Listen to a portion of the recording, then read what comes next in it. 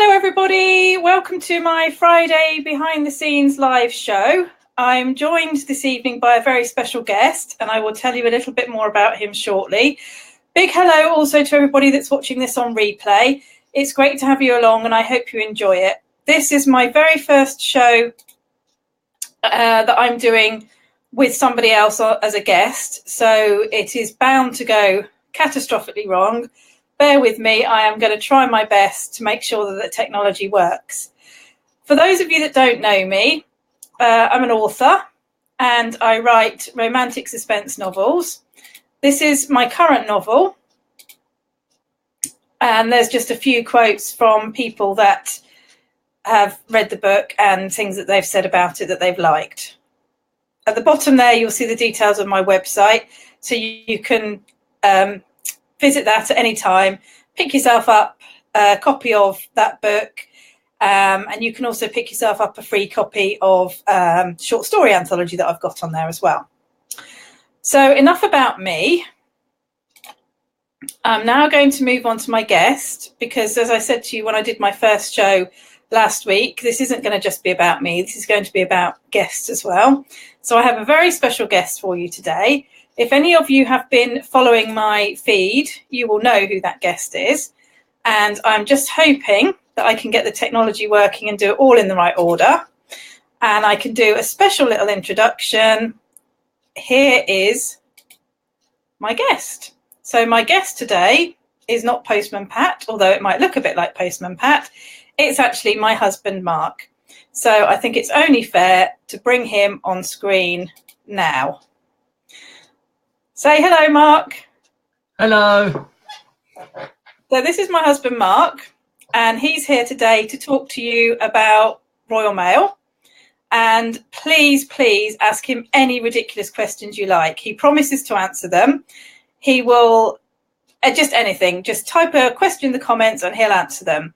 But I'm just going to go over to him now and he's just going to tell you a little bit about how your letter, your Christmas card, gets from the post box to your favourite aunt up in Edinburgh. Take it away, Mark. Hello, everybody. So just a quick, brief run through of how it gets up to Scotland from down here in Wiltshire. So if you pop your letters, Christmas cards in the boxes around here, once the postmen have finished delivering in the mornings, some of them come back in the afternoons and they go round with their bags and a big set of keys and a scanner and collect all the mail from the boxes. So they do a set route each day. They're not allowed to empty boxes too early, and they go round and they empty all the boxes and then they go back to their own depot with all the bags of mail that they've collected. So my postmen work at Marlborough, so they go back to Marlborough.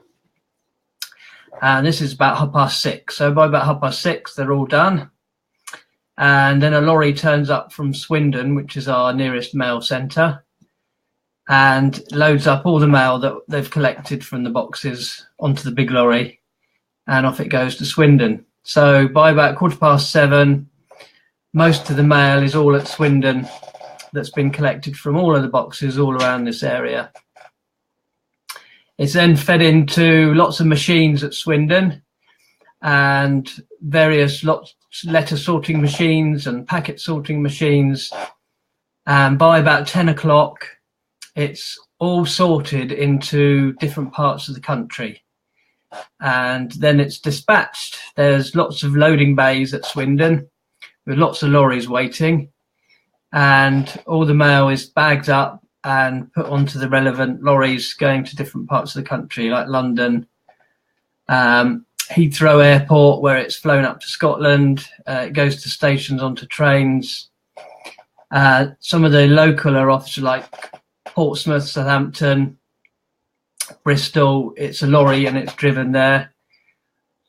So all through the night, there's lots of lorries going up and down the country. Then there'll be lots of lorries coming into Swindon with mail from Portsmouth, Southampton and Bristol and all other parts of the country. So it's a big swap round basically throughout the night. And then in the early hours of the morning, once all the mail is at its destination mail centre.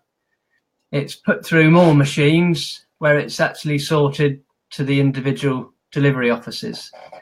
So there'll be a mail centre up in Glasgow and Edinburgh. So it would have been flown up to there. It will go into their mail centres. And then in the early hours of the morning, it will be put through all their machines and sorted to the relevant delivery offices up there. And then a lorry takes it to the delivery office. And then we start at 6 in the morning and the lorries turn up with all our post. So tomorrow morning at 6 o'clock, I shall be receiving all the mail from Swindon Mail Centre that's come in over the night. Excellent. I did tell him, everybody, before we started, I did tell him to look at the camera, and he's clearly forgotten. So he spent the entire time looking at the screen. But I did tell you that this was just going to be a laugh, and it really is. So hopefully, for anybody that wanted to know, that's answered the questions as to how your post gets from A to B. Obviously, one of the things that a lot of people moan about with Royal Mail is things getting lost in the post. I've got a question here. Hold on a moment. We have got Susanna B watching. Hi, Susanna. And she has a question. Are you ready for this, Mark? No, we'll get the internet up. How much is a first class stamp these days? Come on, you should know the answer to this. Free. It's free for me. No, it's not free for you. How much is a first class stamp? 56p, I think. Okay. Feel free to go and check that and tell him if he's wrong, because he quite probably is. That's brilliant. If anybody else wants to ask a question, just stick it in the comments and we'll pop it up there and Mark will answer the question for you. I've forgotten what I asked you. Getting lost. Yeah. How come, mate? Stop looking down. We can all see you. That was for second class. Sorry, 56. Oh,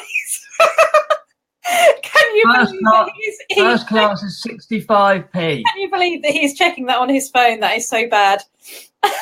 65 and 56. Okay, 65 and 56. So, how does mail get lost? That's what we all want to know. How does it get lost? Because we hide it. Okay, apart from hiding it. Often what will happen is if you're emptying a box and the collection person doesn't empty it properly, often there'll be mail still left in the box. So one of the sayings we tell the postman they're collecting is check the neck. So because sometimes it gets stuck up the top of the box, it doesn't fall down. That's painful. So, or if they put it in the bag, and when the bags eventually get to the mail centre, they tip the bags. If they tip the bag and they don't tip it properly and a letter gets caught in the bag and they think the bag's empty, they then put the bag on a pile of empties. And until that bag's reused, that letter will sit in the pile of empty bags. So other things, they'll get caught up in the machines sometimes as well. Or the machine will read it slightly wrong. If the letter's got a return address close to the sender's address, the actual where it's going to address, it will read the wrong address and go off back to the sender. So it'll go round a few times, so it can be delayed that way. But often it's a case of being stuck in a bag. Okay, we've just had another comment come in. This is from somebody that we both know and occasionally love. Are you ready for this one? Yeah. When delivering second class post as opposed to first class, does the postman walk very slowly? Yes. First class, he puts through your letterbox. Second class, he just throws over your hedge. I hope that's answered your question, FSC. What will happen with second class post? When I was talking earlier about the mail going to the mail centre and being sorted and going through the machines, if they don't manage to get it all done, then the second class will stay in the mail centre and get done the following morning because they've got an extra day. So if they're struggling, they'll leave it to the next day. Okay, I think everybody's having a lot of fun with you tonight, Mark. Okay, Susanna B again has come up with another question. Is it okay to steam a stamp off an envelope and reuse it if it hasn't been franked, or will the machine detect it has been steamed? Well, I would just refer you to your husband on that one. He would have to lock you up. But on a serious note, would the machines detect that or not? Possibly not. No, if you've steamed the stamp off, then it could go. You could use it again. Yes, it would. Then it's often down to the posties in the morning when they're sorting. They will spot a lot of them and fish them out, and they'll go back to Swindon, and you'll get charged. So whoever you send the item to will have to go into their local delivery office and pay an extra £1 for the privilege of picking their letter up. So your name will be mud to whoever. Okay. So maybe the moral of that is if it's going to somebody you're not overly keen on, it's okay because they might have to pay £1. But if it's somebody you like, perhaps don't do it. Does that sound right? Well, if everyone keeps doing it, I won't have a job and I'll be destitute. Oh dear. Well, that wouldn't be good, would it? Now, nobody's asked this question yet, but hopefully somebody might pop up and ask it. But I know it's one that comes up often. And the question is, why do postmen always wear shorts? Whatever the weather, regardless of whether it's raining, snowing, freezing, most of the time your postman's in shorts. Why is that? Because they're all nutcases. Okay. No, a lot of them have different. Serious reason for it, isn't there? Lots of different. A few of them have different reasons, but a common one is often when in the bad weather. Obviously, it rains a lot, and to avoid them getting soaking wet trousers and then spending the rest of the day delivering in soaking wet trousers, if they're wearing shorts, their legs get wet, and then if it does stop raining, their legs dry out quite quickly. And they're not still walking around in sodden wet uniform. So they've got the raincoats, which will protect the top half, but often they don't have their rain trousers to protect the bottom half. So they'll use the shorts and dry out a lot quicker. Excellent. A very sensible reason. And one of the other questions that I posed on my Facebook page today, and I know we talked about this a little while ago, is roughly how many steps does a postman walk in a day? What, on the step machine, on your little step things? Yeah, if they've got a step counter, yeah. About 25,000 steps. That's on an average round. Or 8 miles, yeah. Gosh. So can you see Tora in the background? Yeah, she's making a lot of noise as well. Who? Tora. Oh. In the background. Who said that? It came up on the screen. Oh, hold on a minute. I haven't got that. Oh, here we go. Right. Sorry, I forgot. Sorry, everybody. You've been commenting away, and I've only just realised I had to go up. Right. Okay. So big hello to Kate. I'm sorry, I've only just seen your comment. She says you two. She says you two are hilarious. Yeah, I don't know about that. We are. We're serious. It's the most bizarre thing because we are literally in 2 separate rooms in the same house talking to each other over the computer. It is really bizarre. But yeah, thank you. Oh, has no one come up? Yeah, sorry. Apparently, so for those of you that can see behind Mark, let me just put in full screen. Behind Mark, there's a vivarium there. And apparently, while I wasn't looking, now the cat was trying to attack the creature that's in there, who is called Tora.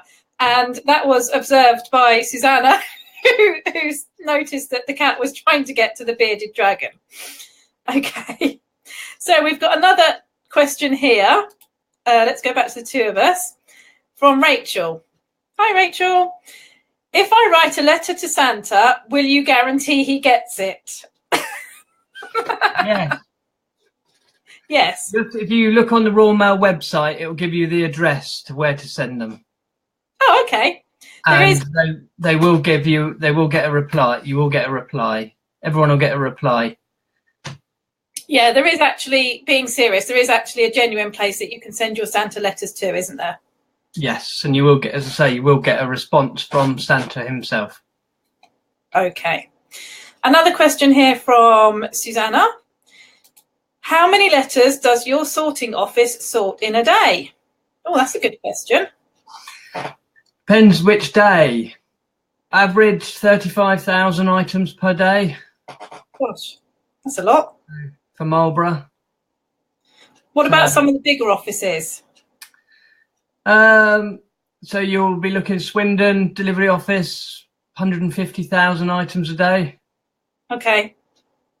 So even though it's people are sort of saying that the letter has declined because we're all using emails and electronic production now, there is still a heck of a lot of things coming through the mail centres, isn't there? A heck of a lot of posts and stuff coming through the mail centres. It's more packets than Okay, letters. Sorry, I only just saw your comment. Okay, we've got another one.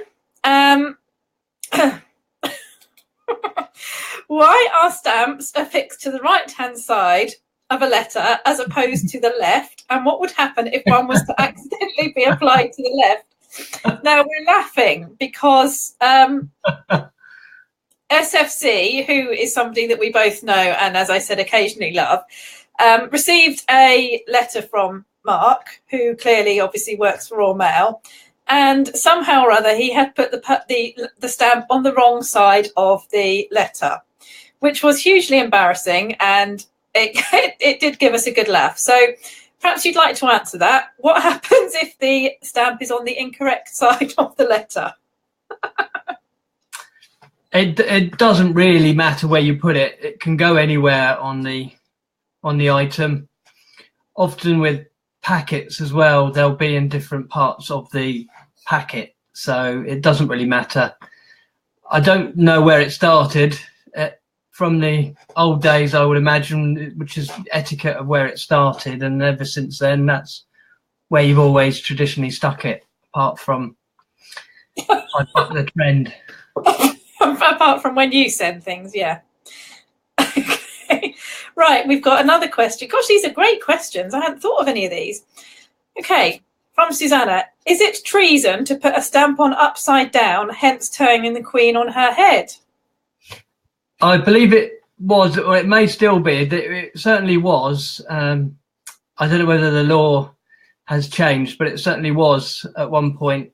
Yes, you would be classed as committing treason if you put the stamp on the wrong way up. It's one of those laws, I think, that's probably never been changed and probably is still true to this day. I'd have to search that one to find out if it was, but I know it definitely was, but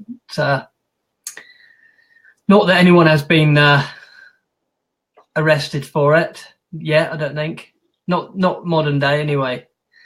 You would be the first to be arrested, probably. The next letter you send to SFC will have it on the wrong side and upside down. Yes, I'll make sure I will. And on the back. I'll do it on the back.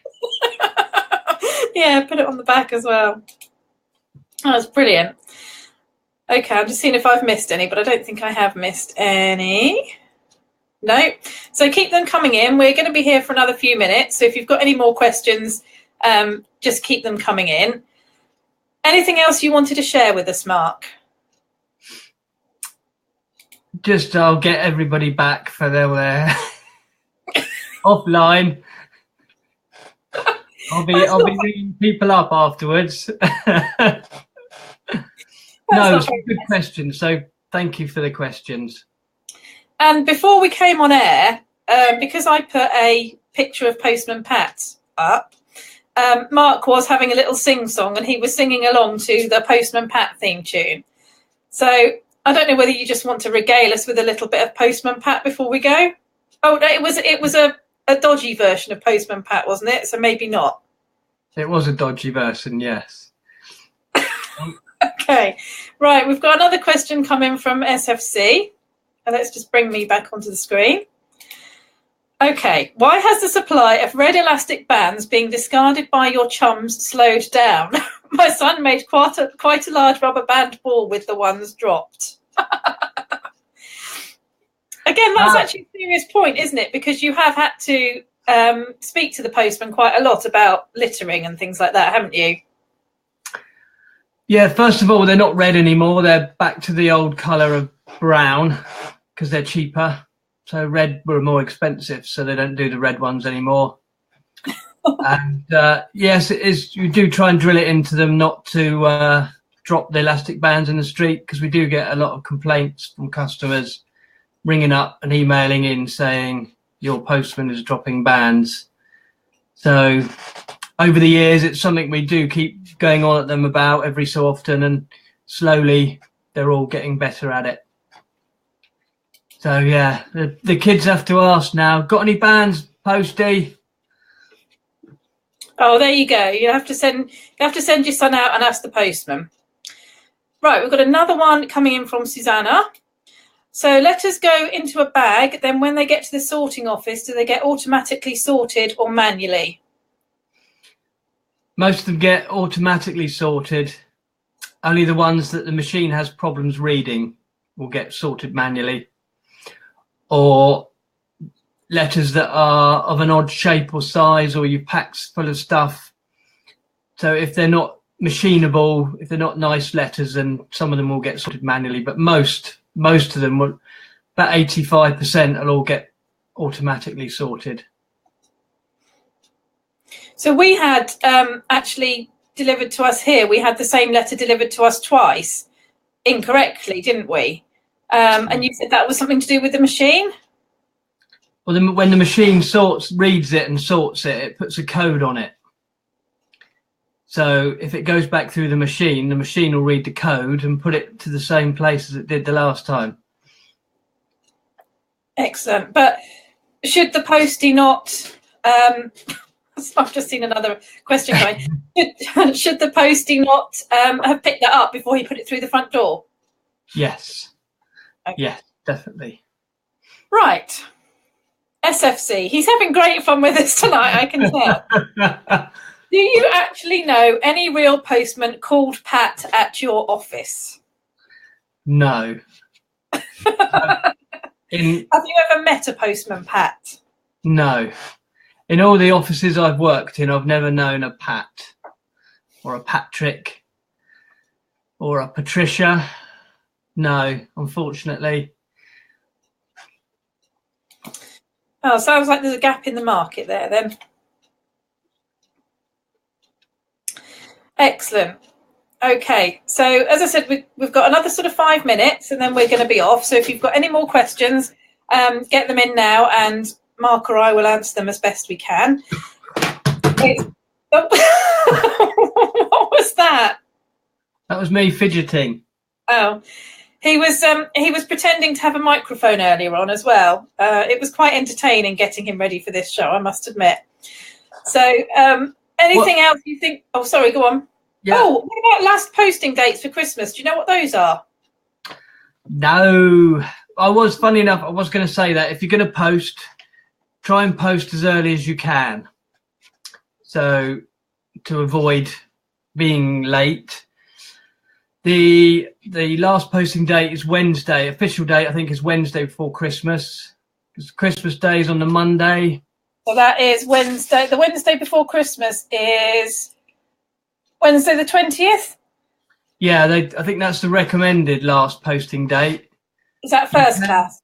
You can post up to the Friday and will get delivered on the Saturday, but what they're recommending is you post earlier that week to avoid getting caught up or any delays. So if you're going to post it the weekend before, I would probably say. Do your Christmas cards if you're not going to do them to the weekend before.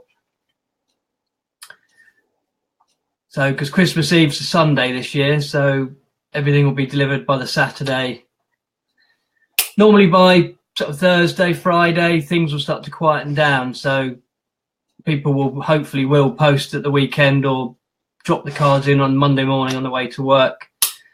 So we'll be busy Monday, Tuesday, Wednesday, and then by sort of Thursday, Friday, Saturday, things will start to quieten down, and we should hopefully be done and dusted. What about packets and parcels and things like that? Do they need to be posted earlier?